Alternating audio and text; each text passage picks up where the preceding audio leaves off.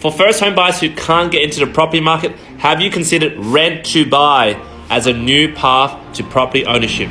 First of all, what is rent to buy? It's also known as rent to own. It's basically a scheme where you enter into a lease agreement that allows the tenant, which is you, to purchase the property at the end of the lease. It's sort of like vendor finance where, I have the property, you got the cash to make repayments, but you don't have the deposit nor the capability to get a home loan. So as the landlord myself, I'll enter an agreement with you where you pay me a set amount of weekly rent, maybe a bit more on top for a set amount of period until you own the property, where then I will sign off the deed to you. It seems like a very creative solution, but let's go through the pros and cons. Start with the pros. If you found a property that offers rent to buy, you get to live in that property immediately once you sign the contract, which means you get your foot into the house or unit that you want to purchase. You also lock in a price right now once you enter into the agreement while leasing the unit or the house.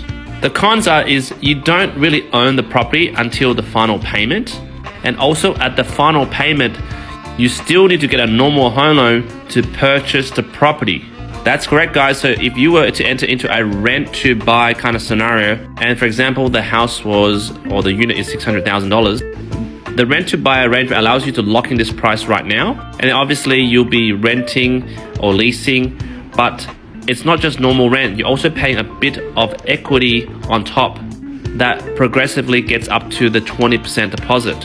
And then once the equity has come to a certain point, you get a final home loan to borrow at 80% to avoid mortgage insurance. Now, in terms of the legal logistics of that, I probably wouldn't know what it looks like because I've never dealt with a rent to buy client or, dealt with ones where they're coming to the final term and then I have to do like the 80% home loan. And I guess this is like another con towards rent to buy. I guess everyone will have a different private agreement between the landlord and the tenant. For example, when would you consider it a time where you can actually go and purchase the property and exit from this rent to buy arrangement? And what if the property market tanks and there's no actual equity built up? Do you bloody keep forever renting?